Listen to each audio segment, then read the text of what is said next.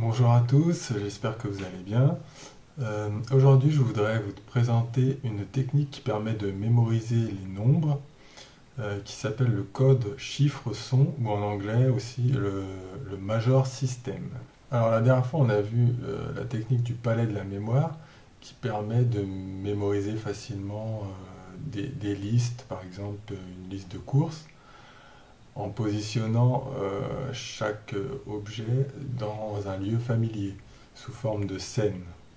Mais concernant les nombres, c'est un petit peu plus compliqué, parce que je ne sais pas si vous imaginez par exemple un 8 sauter sur votre lit, un 3 sortant de votre télé, un 7 accroché dans votre armoire.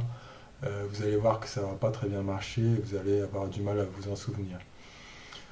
Donc le but de cette technique, ça va être de transformer un nombre en une image facilement mémorable. Donc le fonctionnement de cette technique, c'est simplement qu'à chaque chiffre, on va associer un son. Alors au niveau historique, cette technique, encore une fois, c'est une technique assez ancienne, qui a plusieurs siècles. J'ai pas forcément vraiment trouvé les dates ni l'inventeur, mais ça daterait au moins du XVIIe siècle. Il y avait certainement d'autres techniques similaires avant, c'est juste qu'elle a évolué un petit peu au fil du temps. Donc voilà, pour que ce soit plus concret, je vous propose de voir directement à quoi ça ressemble. Donc voyons maintenant à quoi ressemble ce code chiffre-son. Donc là, vous avez un tableau qui fait la correspondance entre les chiffres de 0 à 9 et des sons. Alors, la première chose à préciser, c'est que là, il s'agit bien de sons et non de lettres. C'est-à-dire que, par exemple, le S, c'est le son S. Ça peut très bien être un S. Ça peut être aussi un C, comme un cerf. Ou ça pourrait être même un T, comme dans attention. C'est pas l'orthographe qui compte, c'est vraiment le son.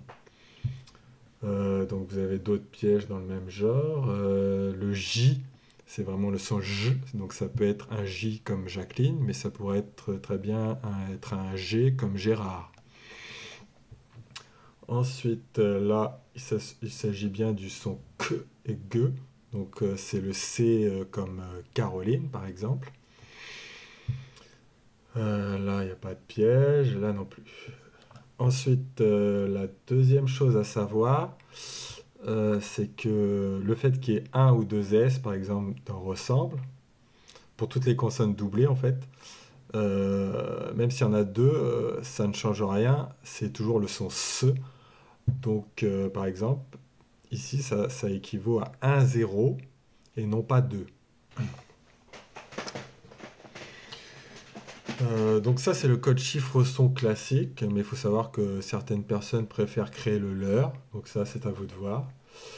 Donc celui-ci ne contient que des sons consonnes, mais il y en a qui en créent et utilisent aussi des sons voyelles. Donc là, c'est vraiment à vous de voir selon vos préférences. L'avantage, c'est que là, vous avez quelques petits moyens mnémotechniques pour le retenir plus facilement.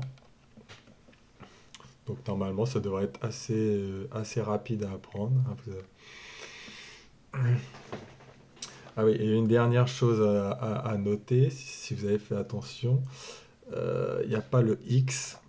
C'est simplement parce que le X, c'est une composition de plusieurs sons consonnes. Comme dans xylophone, ça va être le son G et le son S. Donc ça serait un 70. Si je dis par exemple axe, c'est plutôt K et S, mais ce sera toujours un 70 dans tous les cas. Donc voilà un petit peu pour les petits pièges. Donc maintenant je vous propose de voir un exemple. Donc là cette fois par contre c'est un exemple que j'ai créé. Donc ce serait pour retenir la date de l'avènement du Capet qui est 987. Alors, je vous mettrai dans la description, en fait, il existe des sites qui vont vous permettre de trouver facilement des mots qui correspondent à un nombre. Donc là, j'ai tapé 987 et j'ai trouvé bivouac. Donc si vous vous rappelez du tableau précédent, le 9, ça correspond au son B, le 8 au son V et le 7 au son C.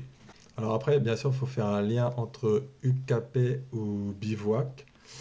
J'ai trouvé un lien assez facile en fait. Pour la petite histoire, UKP a remplacé Louis V. Et ce Louis V, il est mort dans un accident de chasse en forêt. Et cette forêt, justement, était sur la propriété du Capet.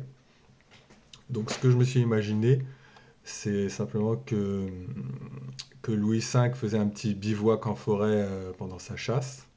Et Hugues Capet, on peut dire qu'il en a profité pour l'assassiner et lui prendre sa place. Bon, ça, c'est pas vrai, hein, la dernière partie, hein. Il n'a pas assassiné. C'est pas Hugues Capet qui l'a assassiné, c'était un accident, mais voilà. Donc une fois que vous retenez bivouac, et ben vous avez directement la date 987 et voilà, c'est mémorisé. Donc quelles sont un petit peu les forces et les faiblesses de cette technique?